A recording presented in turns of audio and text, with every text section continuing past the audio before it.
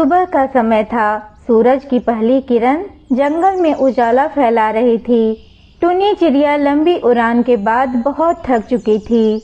वह पानी की तलाश में थी।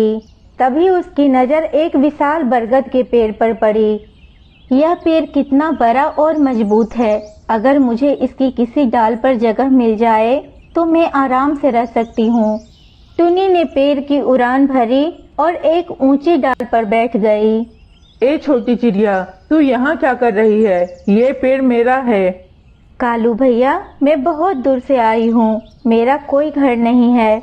कृपया मुझे इस पेड़ पर एक छोटी सी जगह रहने के लिए दे दीजिए।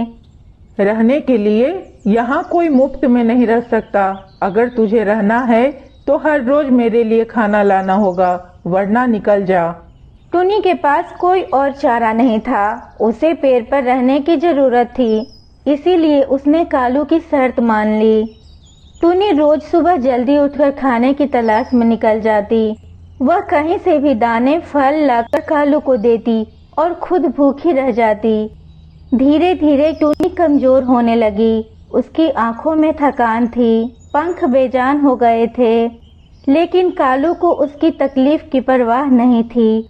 कालू भैया, मैं बहुत कमजोर हो गई हूँ। क्या एक दिन में आराम कर सकती हूँ?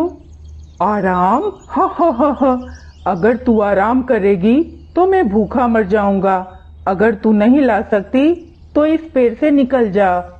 टुनी बेबस थी। वह जानती थी कि अगर उसने खाना नहीं दिया तो उसे अपना बसेरा खोना पड़ेगा। उसने खुद को संभाला और फिर से उड़ गई। एक दिन जंगल में भीषण तूफान आया। हवाएं जोर जोर से चलने लगी। बारिश तेज हो गई। टुनी ने बाहर जाने की बहुत कोशिश की, लेकिन तूफान में उड़ना नामुमकिन हो गया था।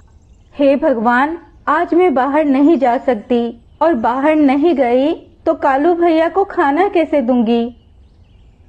जैसे ही रात हुई, कालू गुस्से से टुनी के घोंसले के पास आया। ओ टुनी, आज मेरा खाना कहाँ है? भैया, आज बहुत तेज तूफान आया था। मैं बाहर नहीं जा सकी। तूफान मेरी बला से। अगर खाना नहीं ला सकती तो भाग जा यहाँ से। कालू ने टुनी के छोटे से घोंसले को तोड़ दिया और उसे बरगद से भगा दिया। बेचारी टुनी बारिश में भीगती, ठंड से कांपती हुई एक टूटे पेड़ की शाखा पर सहमी बैठी रही। अगली सुबह जब तूफान थम गया तो कालू को बहुत भूख लगी।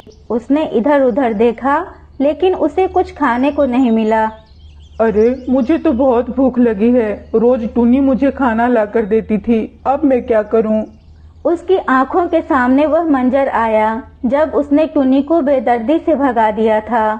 कालू को अपनी गलती का एहसास हुआ। वह टुनी को ढूंढने निकला, लेकिन वह कहीं नहीं थी। मैंने टुनी के साथ बहुत बुरा किया। अगर वह होती तो शायद मुझे आज भूखा नहीं रहना पड़ता। लेकिन अब पछताने से कोई फायदा नहीं था। टुनी दूर कहीं चली गई थी और कालू अब हमेशा के लिए अकेला रह गया था।